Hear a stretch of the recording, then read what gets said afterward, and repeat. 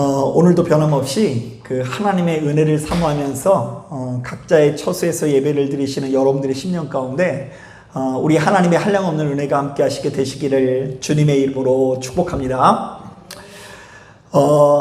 마가복음 7장을 보면 바리새인들과 서기관들이 예수님에게 한 가지 문제제기를 하는 것을 볼 수 있습니다. 어찌하여 당신의 제자들은 장로들의 전통을 준행하지 아니하고 부정한 손으로 떡을 먹나이까? 자, 이것이 복잡하게 느껴질지 모르겠는데요. 쉽게 말하면 예수님의 제자들이 씻지 않는 손으로 음식을 먹은 것을 크게 항의하는 것으로 볼 수가 있습니다. 자, 그런데 우리는 이때 이 장로들의 전통이라는 말이 다소 생소할 수 있는데요. 자, 바로 이것은 유대 조상들 또는 장로들에 의해서 구전되어 오던 생활 규범을 말합니다. 자, 유대인들은 모세로부터 전해받은 율법을 오랫동안 묵상하면서 자, 그것을 실천하기 위한 세부 사항들을 정립하기 시작합니다. 자, 예를 들면요, 하나님께서 당신의 백성들에게 너희는 정결하라 이렇게 말씀하시지 않습니까? 자, 그래서 그 말씀을 지키기 위해서 우리는 이제 음식을 먹기 전에는 손을 씻고 먹어야 된다. 자, 이런 규칙을 정하기도 하고요. 사람이 많은 시장이나 그 외에 여러 군데를 다니다가 집에 들어오면 몸에다가 물을 뿌려야 된다라는 어떤 규례들을 만들기 시작해요. 자, 이때의 물은 그냥 물을 말하는 것은 아니고요. 재를 섞은 물인데요. 그게 실제로도 약간의 이 소독 효과가 있다고 하더라고요. 자, 그러니까 아주 다양한 세부 수칙을 만들면서 바로 이것이 성경에는 장로들의 전통 혹은 유전이라고 번역이 된 것입니다. 자, 그런데 놀랍게도 이 구전을 통해서 내려오는 이 율법이 에스라 이후에 서기관들에 의해서 무려 613개의 조문으로 정립되면서 자, 훗날 제 기억으로는 기원 후 한 2세기 정도에 유대교 제2의 경전 곧 미시나라는 율법이 형성되게 됩니다.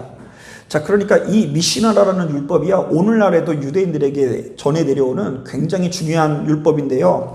자, 이스라엘 백성들이 전통적으로 구전을 통해서 내려오는 그 율법들이 이스라엘 백성들을 실질적으로 다스리는 최고의 율법 중에 하나가 되었다라는 것입니다.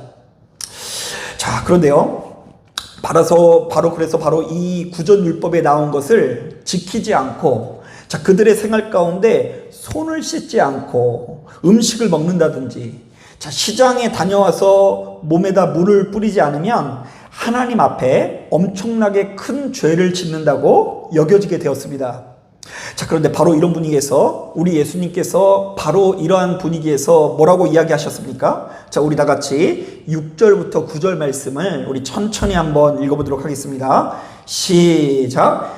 이르시되 이사야가 너희 외식하는 자에 대해서 잘 예언하였도다. 기록하였으되 이 백성이 입술로는 나를 공경하되 마음은 내게서 멀도다. 사람의 계명으로 교훈을 삼아 가르치니 나를 헛되이 경배하는도다 하였느니라. 너희가 하나님의 계명은 버리고 사람의 전통은 지키느니라.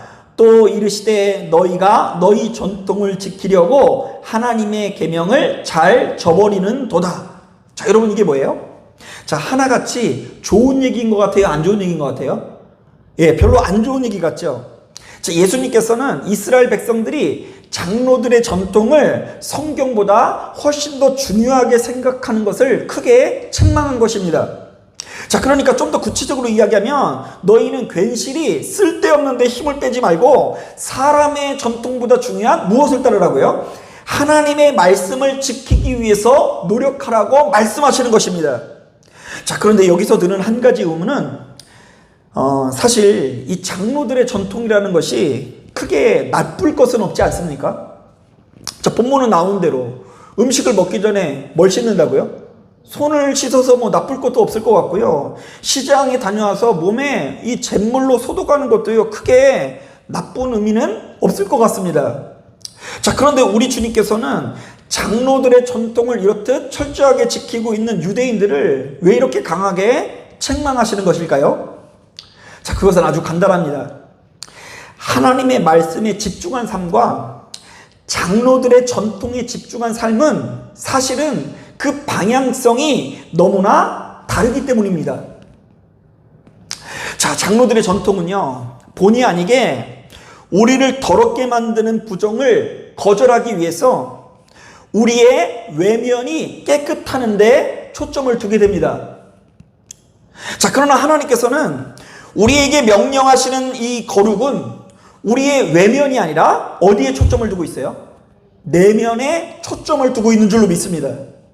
조금 더 구체적으로 말씀드리면 하나님의 말씀에 의하면 우리 몸에 묻은 오물과 티끌이 우리를 더럽게 만드는 것이 아니라, 자, 우리 내면 가운데 돋아나는 악한 생각들, 곧 음란과 도둑질과 살인과 간음과 탐욕과 악독과 속임과 음탕과 질투와 비방과 교만과 우매한 마음들이 우리를 병들게 하고 상하게 한다라는 이야기를 하는 거예요. 그렇기 때문에 이 땅을 살아가는 우리들은 우리 자신의 겉모습보다 내면에 초점을 두고 우리 안에 있는 더럽고 악한 생각들을 물리치기 위해서 부단히 노력해야 된다라는 이야기를 하는 것입니다. 자, 그런데 이것은요, 오늘날 이 시대를 살아가는 우리들에게도 마찬가지입니다. 예수 믿는 우리들을 더럽게 만드는 것은 무엇일까요? 또한 예수 믿는 우리들에게는 무엇이 거룩한 것일까요? 한 가지 분명한 것은 오늘날 이 시대 가운데서도 예수 믿는 우리들에게는 겉모습보다 속사람이 중요하다라는 것입니다. 자, 그렇다고 한다면 우리들은 우리 삶 가운데 만연해 있는 율법주의를 물리쳐야 합니다. 자, 그러나 이때 혼동해서는 안 되는 것이 있는데요. 자, 율법과 율법주의를 혼동해서는 안 됩니다. 자, 여러분, 제가 문제를 내려고 하는데요. 여러분, 율법이 나쁜 것일까요? 선한 것일까요? 율법은 선한 거예요. 그게 나쁜 거면 우리 하나님께서 우리에게 왜 주셨겠습니까?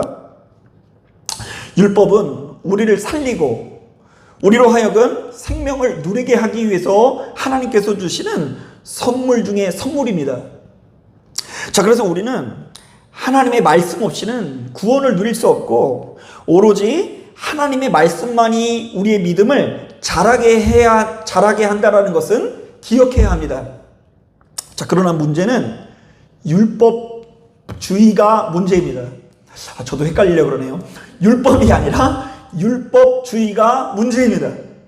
자, 이때 율법주의란 크게 두 가지의 의미가 있는데요. 자, 우리가 율법에 담겨져 있는 정신은 뒷전에 두고, 자, 율법 조문의 기계적인 순종만을 중요시하는 태도, 곧 문자주의적인 태도를 말하고요. 두 번째로는 우리가 구원을 얻기 위해서는 반드시 선한 행실이 필요하다는 생각, 곧 행위 중심의 구원론을 말하는 것입니다. 자, 그런데 이것이 왜 문제가 될까요?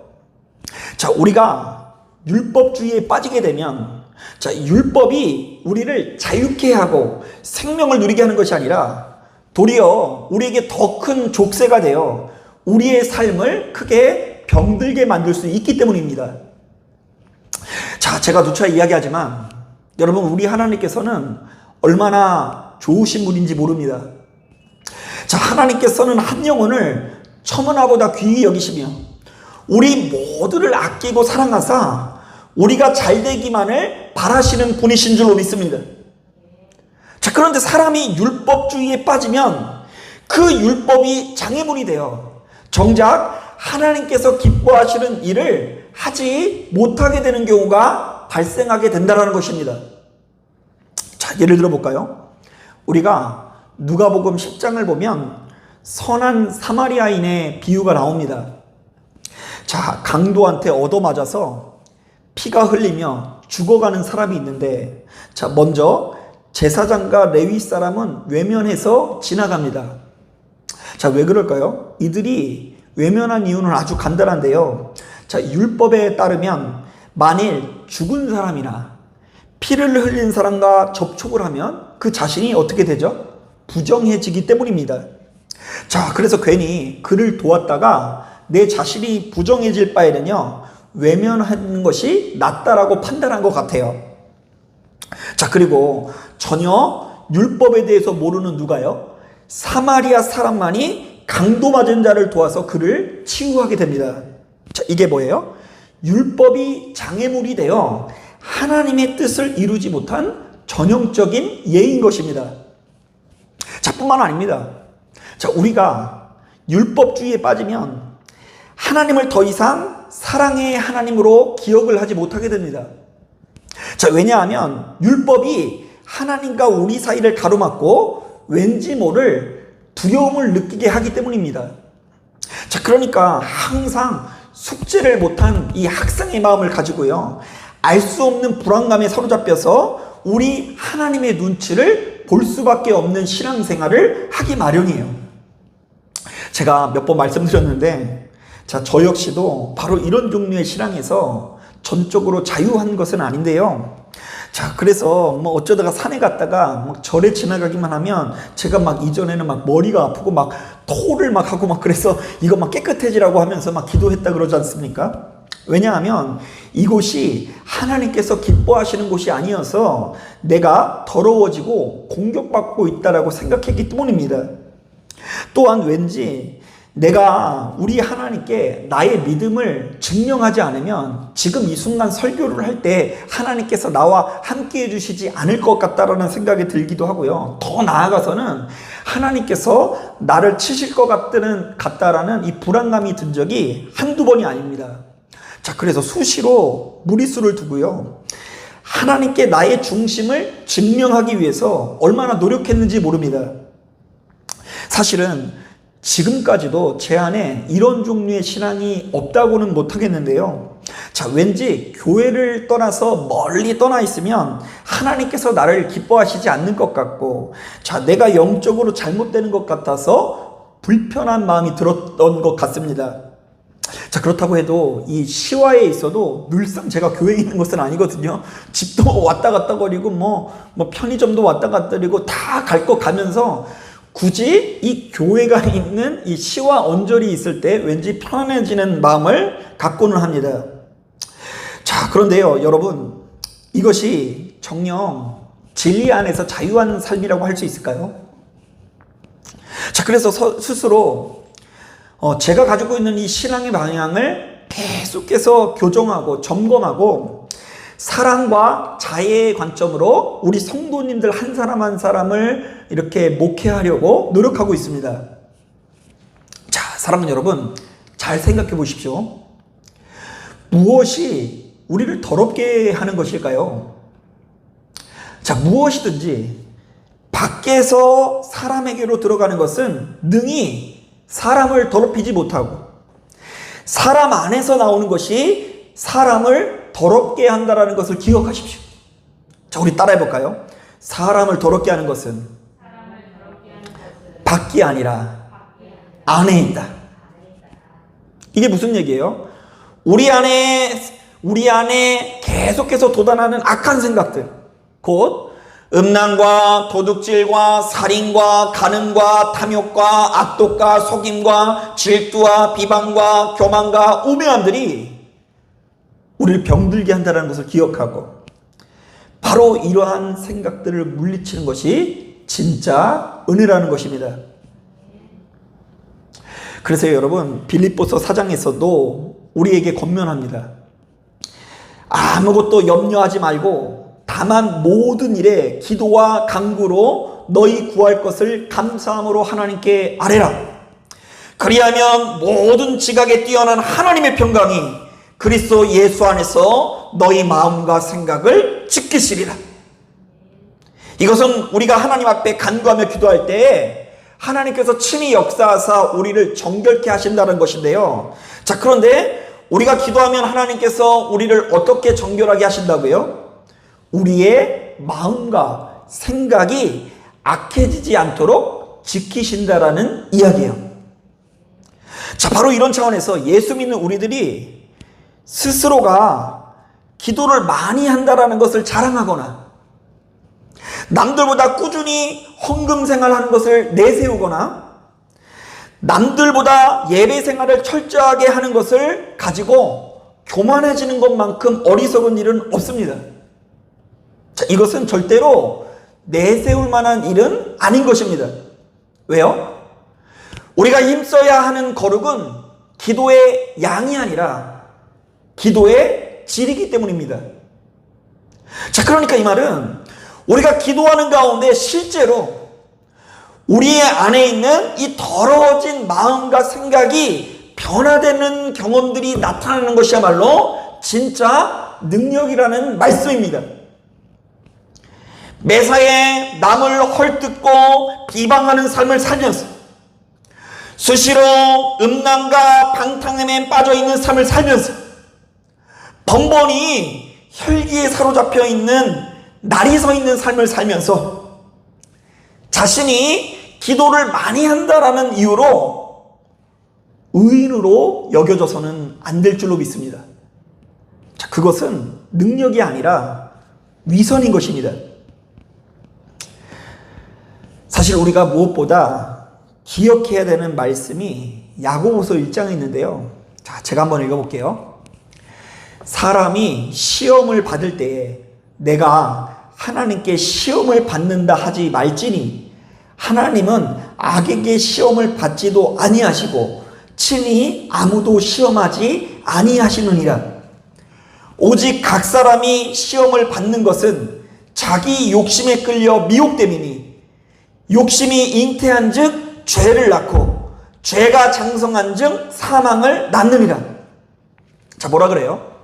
사람이 시험에 들고 너무나 큰 고통에 빠지는 것은 대개의 경우 우리 안에 거하시는 하나님께서 나를 치셔서가 아니라 내 안에 있는 무엇 때문이라고요?